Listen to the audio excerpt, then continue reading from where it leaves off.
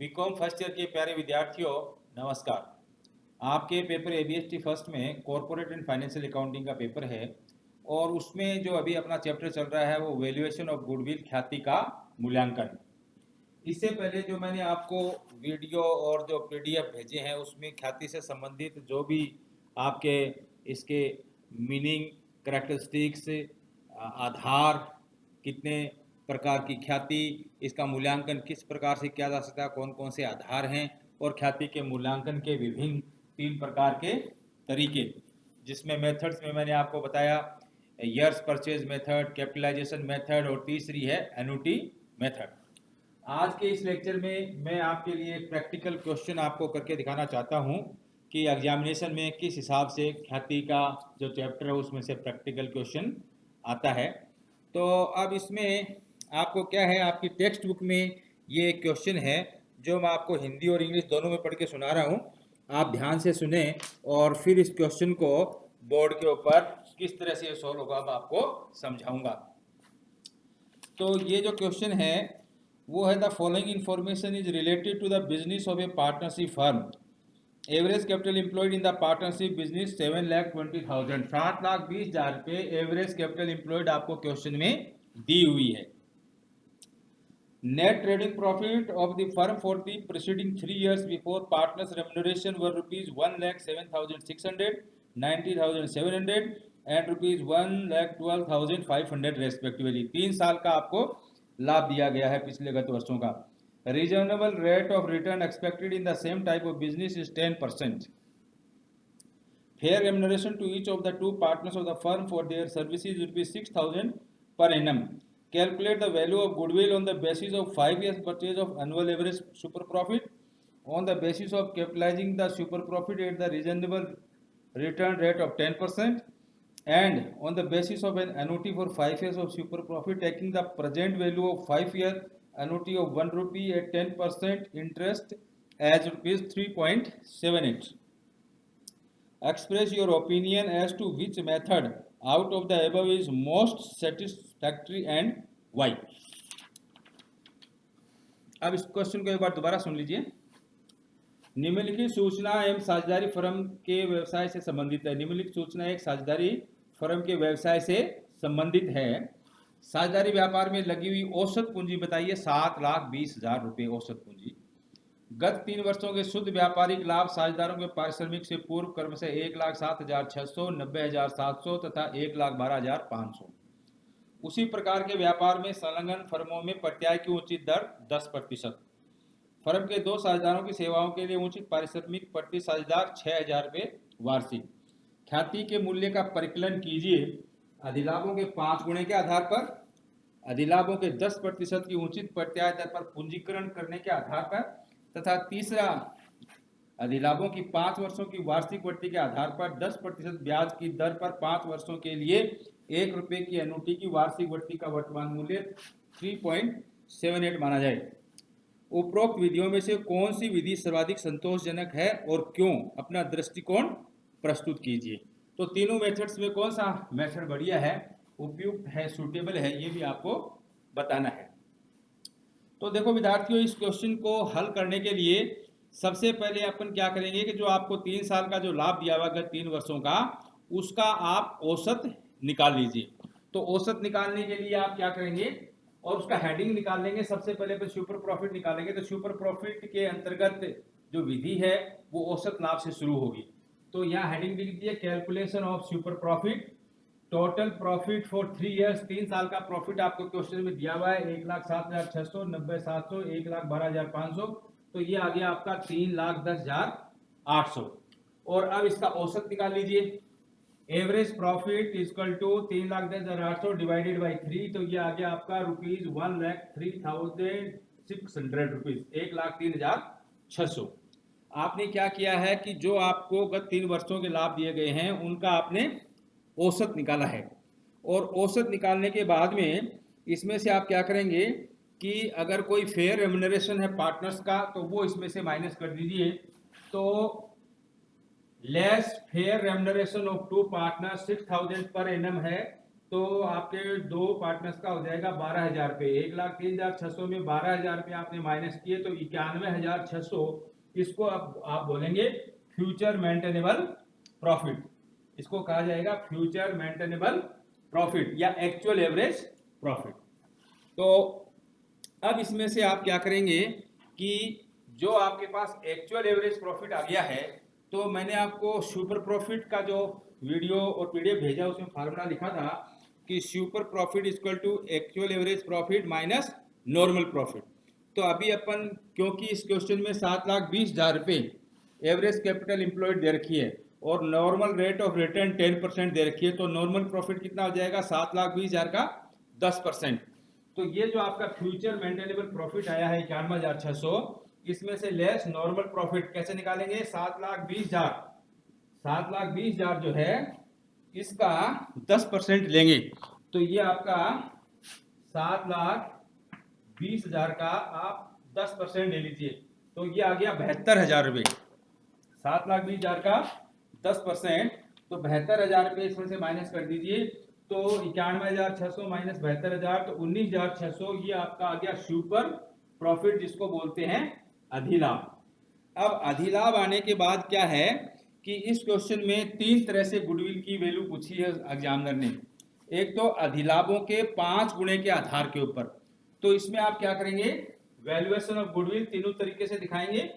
5 years purchase of super profit, जो आपका super profit आया है उसको 5 से गुणा कर दीजिए, तो 19,600 इंटू 5, ये आपका आ गया 98,000 रुपये। ये पहले मेथड से गुडविल की वैल्यू आई है।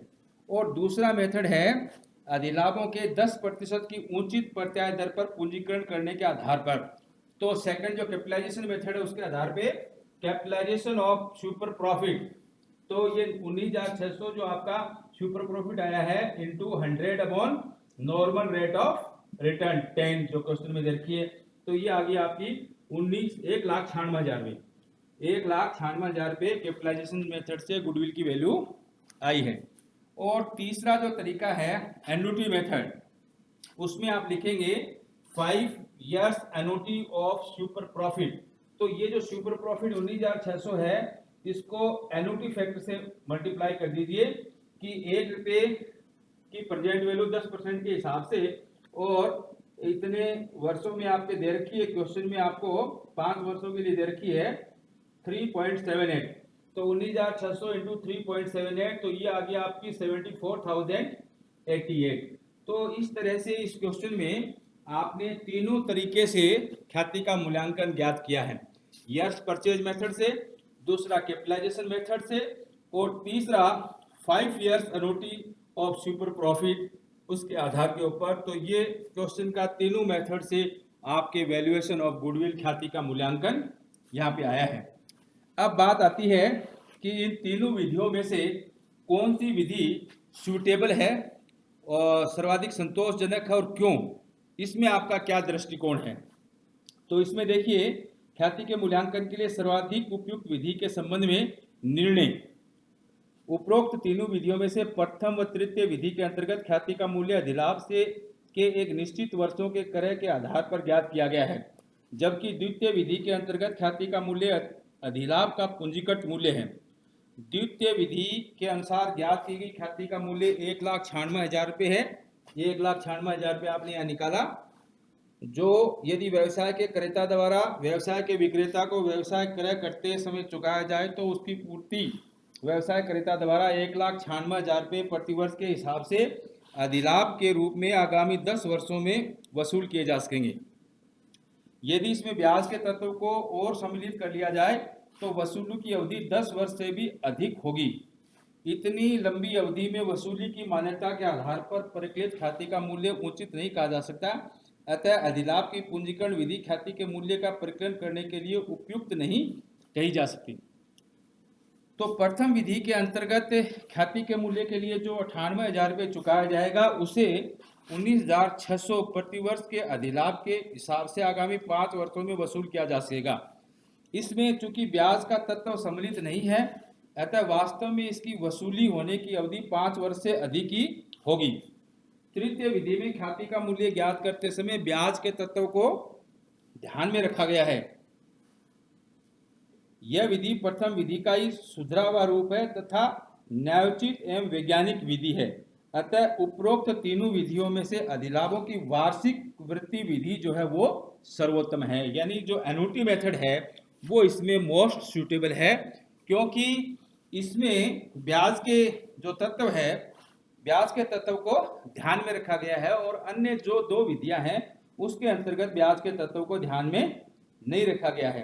तो इन विधि में कौन सी संतोषजनक है? ये जो आपकी तृतीय विधि है एन्युटी मेथड्स, जिसमें प्रेजेंट वैल्यू जो भविष्य में कोई रुपया मिलेगा उसकी प्रेजेंट वैल्यू को ध्यान में रखते हुए जो वार्षिक वृत्ति विधि से ख्याति का मूल्यांकन किया जाता है, उसको तीनों विधियों में सबसे सर्वोत्तम माना गया है। तो अभी ये जो आपने क्वेश्चन जो किया है, इसमें देखिए कई बार क्या होता है कि क्वेश्चन में आपके ये कुछ चीजें दी हुई नहीं है। जैसे मान लो कि ये एन्युटी फैक्टर इस क्वेश्चन में आपको बता दिया गया 3.78। अगर एन्युटी फैक्टर नहीं बताया जाए तो मैंने आपको एन्युटी मेथड के अंदर पीडीएफ में एक फार्मूला भेजा है, उस फार्मूले के आधार के ऊपर नंबर ऑफ ईयर्स और जो जो पॉइंट्स आपको दिए हुए हैं, नंबर ऑफ ईयर्स है, रेट है, उसके आधार पे फीडअप करके आप ये एन्युटी की वैल्यू निकाल सकते हैं। जबकि इस क्वेश्चन में तो दे दिया गया था, किसी क्वेश्चन में नहीं देते हैं। तो जो प्रेजेंट वैल्यू का फार्मूला है आपको जो एन्युटी मेथड में मैंने पीडीएफ में भेजा है वो आप फार्मूला याद कर लें। दूसरा आपके इसमें ये इस क्वेश्चन में तो क्या है, एवरेज कैपिटल एम्प्लॉयड आपको एग्जामिनर ने निकाल के दे दी 7,20,000 रुपये, जिसके ऊपर आपने नॉर्मल प्रॉफिट कैलकुलेट किया है। वो एवरेज कैपिटल एम्प्लॉयड एग्जामिनर ने बता दिया आपको कि 7,20,000 रुपये एवरेज कैपिटल एम्प्लॉयड है। लेकिन बहुत से क्वेश्चन ऐसे आते हैं जिसमें आपको एवरेज कैपिटल एम्प्लॉयड जो है वो एग्जामिनर बताता नहीं है, आपको उससे संबंधित जो फिगर्स हैं वो आपको क्वेश्चन में दे दिए जाते हैं। तो आपको एवरेज कैपिटल एम्प्लॉयड खुद निकालनी है, एवरेज कैपिटल एम्प्लॉयड खुद निकालनी है, जिसका फार्मूला मैंने आपको पीडीएफ में भेजा है कि किस तरह से एवरेज कैपिटल एम्प्लॉयड की कैलकुलेशन की जा सकती है। तो अदर जो प्रैक्टिकल क्वेश्चन में उसमें आपको एवरेज कैपिटल एम्प्लॉयड निकालनी पड़ सकती है। फिर यहाँ पे जो 5 इयर्स ऑफ सुपर प्रॉफिट है, इसकी जगह कई बार एग्जामिनर पूछ लेता है 5 years purchase of maintainable profit भी पूछ सकता है। तो मेंटेनेबल प्रॉफिट जो ऊपर आए थे 91,600, तो आप उस समय सुपर प्रॉफिट से गुणा न करके मेंटेनेबल या एक्चुअल एवरेज प्रॉफिट से गुणा करेंगे, और सुपर प्रॉफिट से करेंगे तो फिर आपको सुपर प्रॉफिट निकालना पड़ेगा। और जो कैपिटलाइजेशन मेथड है इसमें आपके क्या है कि जो आपको सुपर प्रॉफिट आया है उस सुपर प्रॉफिट का 100 upon normal rate of return, normal rate of return जैसे मान लो 19,600 अपॉन 10% होता तो 10 यहाँ आ गया, 100 ऊपर चला गया।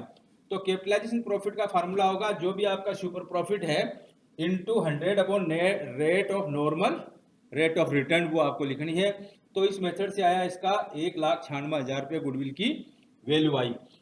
और एन्युटी मेथड में जैसे मैंने आपको बताया कि एन्युटी फैक्टर अगर क्वेश्चन में दिया हुआ है तब तो आप सुपर प्रॉफिट को एन्युटी फैक्टर से गुणा कर देंगे, और एन्युटी फैक्टर अगर नहीं दिया हुआ है तब फिर आपको उसमें ये फार्मूला इस्तेमाल करना पड़ेगा कि जो मैंने आपको एन्युटी मेथड के लिए फार्मूला बताया था वो फार्मूला आपको इस्तेमाल करना पड़ेगा।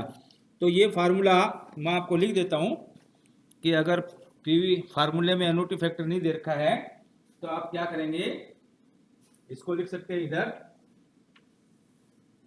इसको आप लिखेंगे present value of annuity, present value of annuity of ₹1 is equal to ये 1 माइनस 100 अपॉन 100 प्लस रेट और इसकी पावर n और अपॉन r अपॉन 100। तो ये फार्मूला है। इस क्वेश्चन में तो आपको 3.78 प्रेजेंट वैल्यू फैक्टर बता दिया था एन्युटी का फॉर 5 ईयर्स का 10% के हिसाब से। अगर नहीं दिया हुआ तो आपको ये फार्मूला याद करना है एन्युटी मेथड के लिए। और इसमें आप n का मतलब नंबर ऑफ ईयर्स और r का मतलब हो गया आपका जो रेट है वो।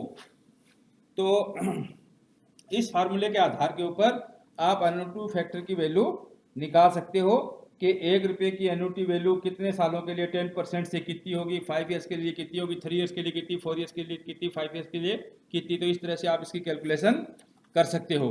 तो ये एक मॉडल क्वेश्चन जो है मैंने आपको सॉल्व करके दिखाया है वैल्यूएशन ऑफ गुडविल का, जिसमें आप तीनों तरीके से किस तरह से आप ख्याति का मूल्यांकन कर सकते हैं, तीनों विधियों से ये मैंने करके बताया है। अब इसमें अलग अलग फेज के अंदर एग्जामिनर पे डिपेंड करता है, तीनों मेथड में क्वेश्चन पूछ सकता है, 2 में पूछ सकता है, 1 में पूछ सकता है, और किसी क्वेश्चन में आपसे कैपिटल एम्प्लॉयड की गणना करवा सकता है, किसी क्वेश्चन में आप प्रॉफिट्स में एडजस्टमेंट भी पूछ सकता है। तो ये सब चीज़ें जो है आपको ध्यान में रखनी है। तो आज के लिए बस इतना ही विद्यार्थियों, thank you very much for listening this lecture.